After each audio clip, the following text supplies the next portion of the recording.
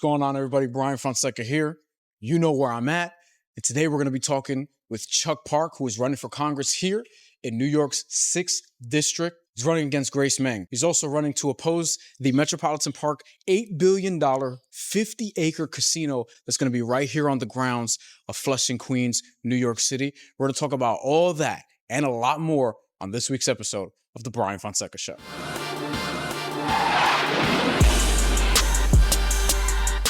Okay, Chuck Park, New York 6th, you're running for Congress against Grace Meng, which we're going to talk a lot about. But first things first, a lot of people just generally care about who's running for president. I want you to explain to people why this matters more for locals, why congressional races and these local races matter more than just who's the president running the country. So, I get it. People are busy. They're working. They got families to feed. They're hustling, grinding it out. They don't have time to bullshit around on politics. So they see the headlines. They see President Trump, and it's exciting. It's exhausting. That's it. But the truth is, Congress has a shitload of power. They have a lot of influence on your life, and you have no idea, right? So Congress passes these laws. They pass a budget every year, and that budget decides, for example, whether or not your kid get a free school lunch. They decide whether we go to war with Iran, wasting $1 billion, causing all of our gas prices to go up, all of our grocery prices, our clothes prices, prices of everything to go up.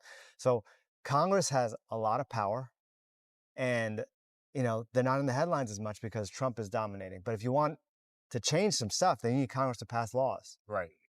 And how important is that for specifically Queens here? Like now, different mayoral situation. We have Zohran Mamdani now. So we're moving more into the progressive realm. That's where you live. So why is this also important, given that we're still in the Trump era right now? Yeah, we're in the Trump era, but Congress is number one power.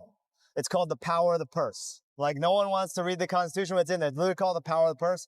Congress controls the money. Trump can't do anything, whether it's sending ICE around to cities, or it's going to war, or it's building a stupid fucking ballroom. He can't do any of it unless Congress approves the money. They have the power of the purse. Right. And so if you care about that money, your hard-earned tax dollars that's coming out of your paycheck every 2 weeks, if you care about using that on things that'll benefit you, then you got to care about who your member of Congress is. And here in Queens, there's a few things that I think are really important. One, ICE out, abolish ICE. This is the world's borough. Every single one of us came from somewhere else, unless you're freaking Lenape indigenous, and God bless you if you are and you survived. Most of us, every single one of us came from somewhere else. I'm Korean, but people are from Afghanistan, they're Ashkenazi, Colombian, Mexican, Burmese, Bangladeshi, obviously from everywhere in the world here. We have Puerto Rico and the Philippines Puerto Rico, here. Philippines, yeah. That's what I'm talking about. And ICE is ripping all that apart. Yeah. So if you care about stopping ICE, stopping them from having the money to buy stupid armored vehicles and flak jackets and masks and guns, then you need to care about having a congressperson who's going to fight back to cut that funding. So if you care about stopping ICE, you need to care about Congress. If you care about, again, for me, I'm a parent, if you care about school meals, having childcare, having somewhere to put your kid safely while you're going to work, then you got to care about Congress, because they can easily afford to give you that if they're making the right decisions on how to spend our money.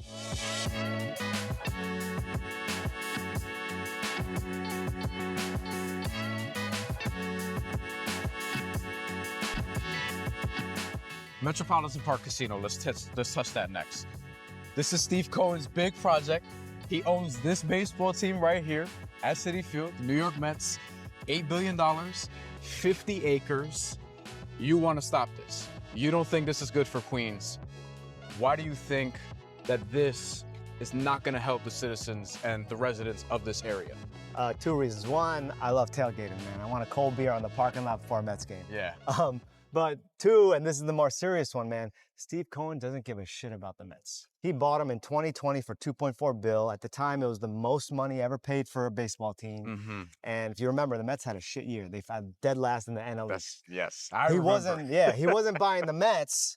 He was buying the rights to develop this parking lot. Right here. Guess what Steve Cohen's track record is of investments and projects? He invests in ICE detention centers. Companies like Core Civic, Geo Group, these are literally the private companies worth billions of dollars that stand up places where families and kids are being kept after they're detained by ICE. He Right. invests in that. He makes money when they make money.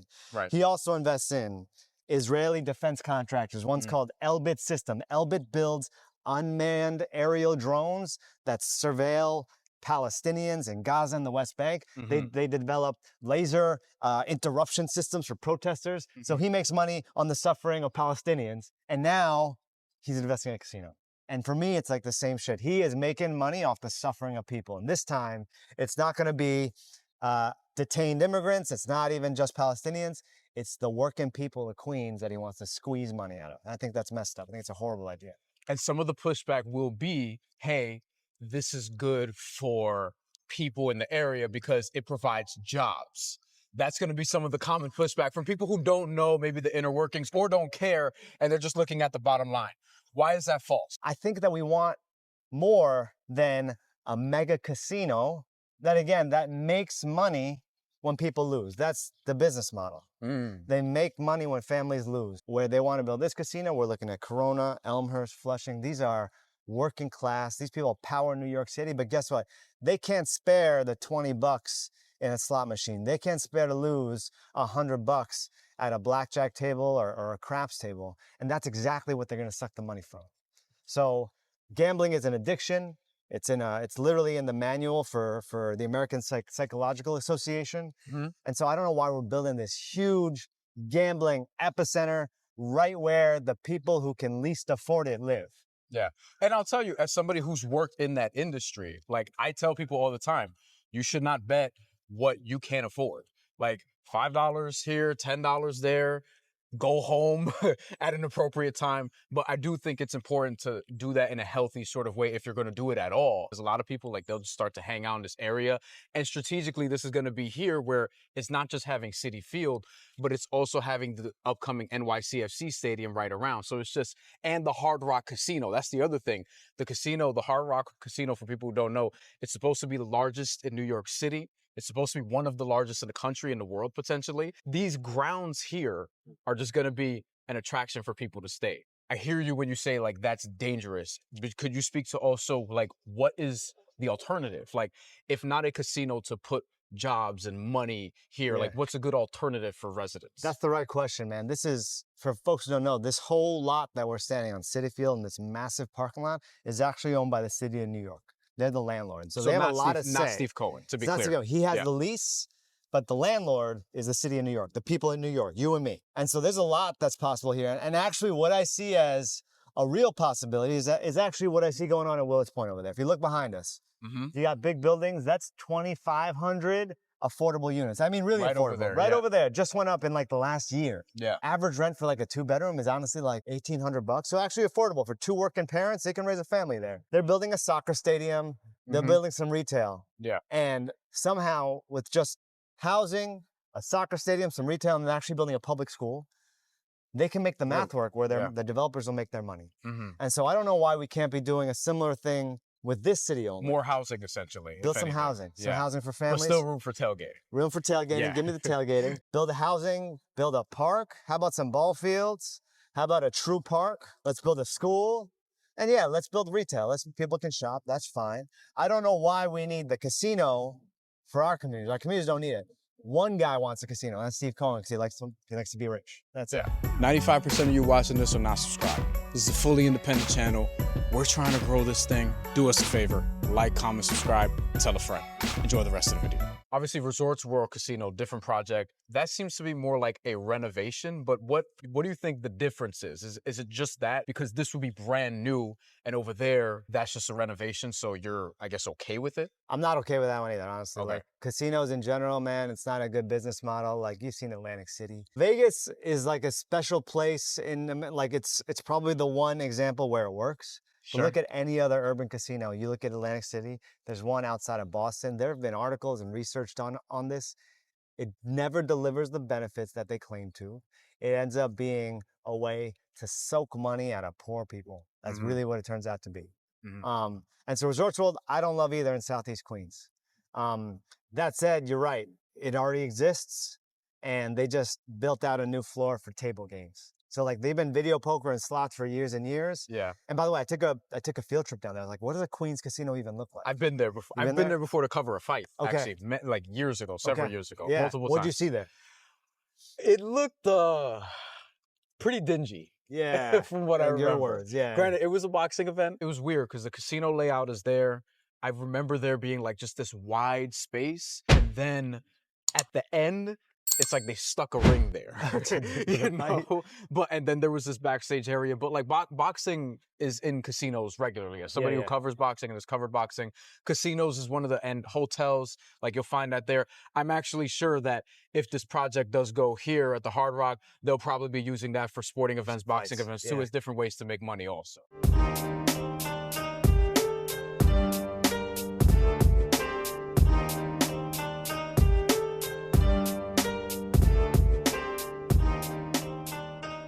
Youth sports. There are a lot of families who want to stay in Queens, who want to stay in New York City, period, but who want to stay in Queens. Queens is a heavily residential area. I have a lot of friends who are parents who are like, hey, youth sports are very expensive and they have to move to different areas, and they want to be able to do both. They want to be able to just have a home, build their family here, have their kids participate in youth sports. And since I cover sports, I want to ask you, do you have an idea for how we can make youth sports more affordable in this area for families? That's a really good question. Look, I got a 13-year-old kid. He's turning 14 this year, going to high school next year. And his sport of choice is basketball. And it's not even exactly a sport of choice. It's almost like the only sport that we can afford.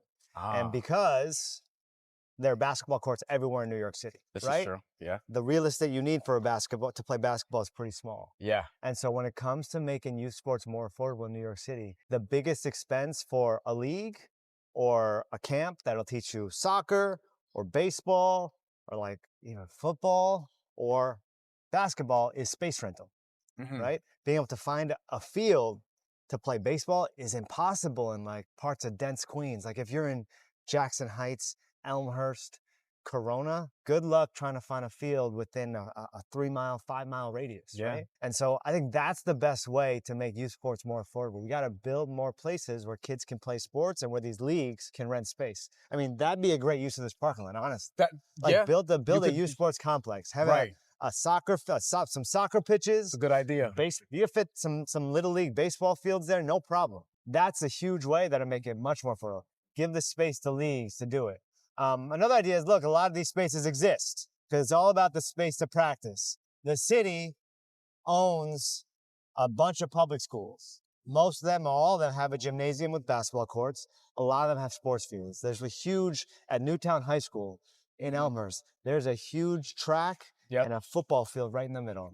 And that is not open to the public. It's open to the school, but after hours on weekends, normal families can use it, and I don't even think they rent it out to leagues.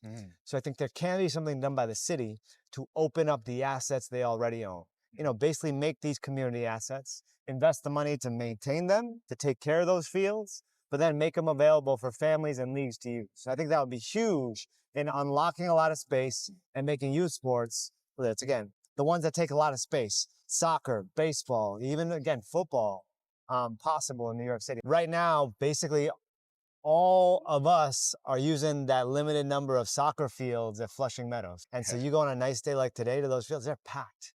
Packed every weekend in the summer. Not even in the summer, you go in the winter and they're packed. It could be snowing outside and you still got the delivery guys like playing 4-on-4, you know, in between, like on break. So yeah, they need more space. Soccer is huge. Let's talk about your challenger. Well, your challenge against her, because she's in the seat right now. But Grace Meng, why don't you think she wants to debate you? I know this is a big thing for you and your team. You're trying to debate her. You're making more noise, and people are commenting on her Instagram posts. 1000%. Debate Chuck. Debate Chuck Park. Stop ignoring Chuck Park. Why won't she debate you? Because she's scared. She's terrified. Just straight up. Straight up terrified. I mean, look, she hasn't been challenged seriously ever. She won her seat in 2012, more than 10 years ago. And there's never been a serious primary challenge to her. And so she's scared. She hasn't done the reps. I came in not as a politician. Like I quit my job in November because I was pissed about ICE and pissed off about genocide.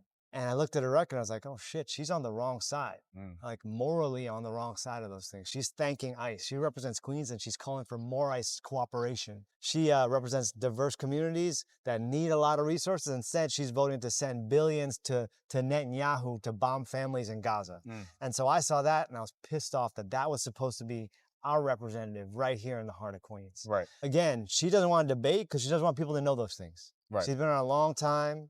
And, you know, she goes to ribbon cuttings and parades and speeches, but she doesn't want people to know how she's making these decisions that actually impact our lives, like spending a lot of our money doing things that none of us want. I'm open to debate her still, like, again, not being a politician, but just being a normal dude. My understanding was, hey, before an election, you usually have some kind of forum, some debate, Right. some conversation between candidates. Right. It's one-on-one.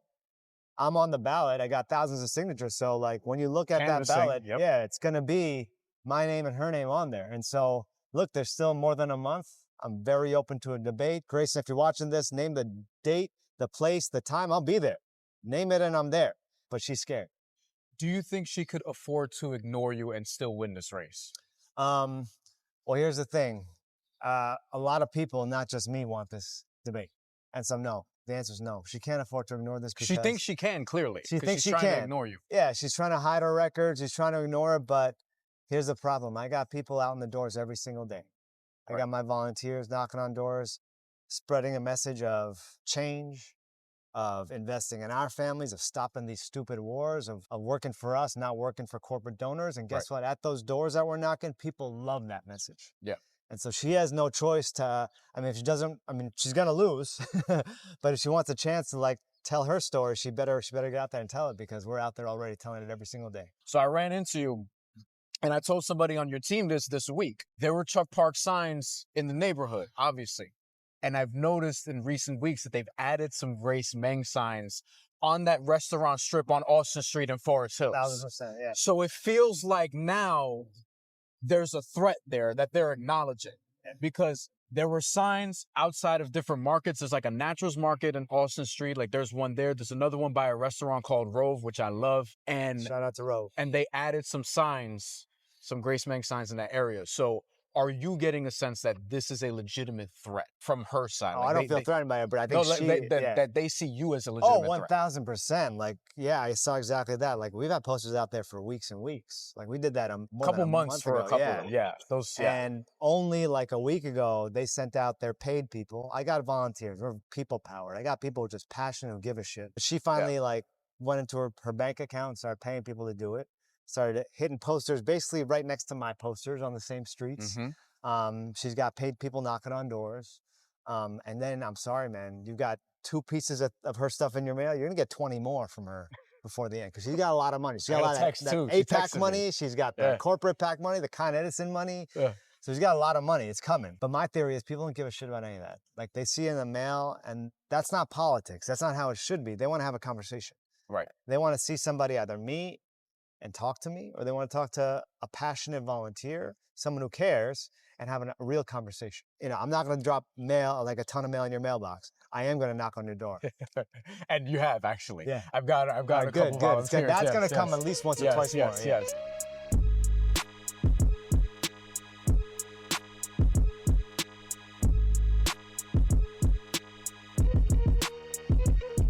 If you do win, I will say if you do win, what will Queens look like after? Like, what will be the changes that we'll see from what Grace Meng has been doing? One, when I win, you're going to see me everywhere. All the neighborhoods that she never shows up in. Like on the street. I'm talking about on the streets. Yeah. You're going to see me walking Austin Street, but not just Austin Street, Roosevelt Avenue, Main Street, Union Street, Bell Boulevard, Woodside Avenue. You're going to see me out there walking around, talking to people on the ground. Something that she never does. You're going to see me accountable. She hasn't had a town hall in 7 years. She does like a telephone town hall with like a pre-screen questions, some bullshit. I'm going to do a town hall at least every quarter, if not more than that. Come, love me, hate me, don't know me. Come yell at me, talk to me. I want to be accountable and visible on the ground to every single person so that when I go back to DC and I'm trying to fight with the power of the purse to bring resources to us, I know what we actually need. I believe that what we need is, again, help with the bills. We need help with childcare. I'm a dad. We need help with healthcare, honestly. Like, even if you have insurance, premiums, deductibles, all that shit keeps going up. Yeah. We need a break on the rent. Yep. And the prices of everything keeps going up because of these stupid wars. So we need to stop these wars. Like, vocally, we need to be against these wars. We need to shut that down. So that's what people can expect from me when I win. If she were to win, because I have to hit the other side of the coin, Yeah. what will Queens look like afterwards?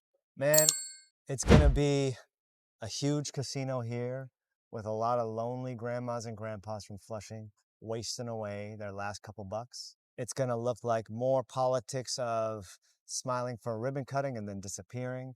Meanwhile, our lives are getting harder every day, right? That's how it's felt for me as a working family man. My wife's a nurse. I had a city job.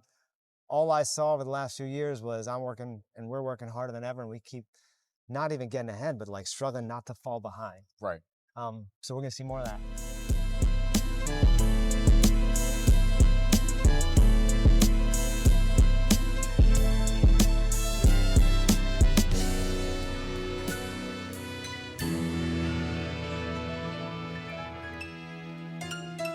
Okay, word association. Number 1, Steve Cohen. Corrupt. Number 2, James Dolan. Corrupt. Number 3, Metropolitan Park. Shut it down. Shut that shit down. Number 4, Donald Trump. I keep saying it's him, a corrupt piece of shit. I mean, I don't know what else to say, man. 5, ICE. Man, ICE out. Abolish ICE. 6, Nas. Nas, the world is yours. 7, Queens. Queens is the future. And Queens 8, is the future. and 8, Grace Meng. APAC. APAC Grace, man. She's bought by them, and we gotta get them out. APAC out. Chuck Park, New York 6. Let's go.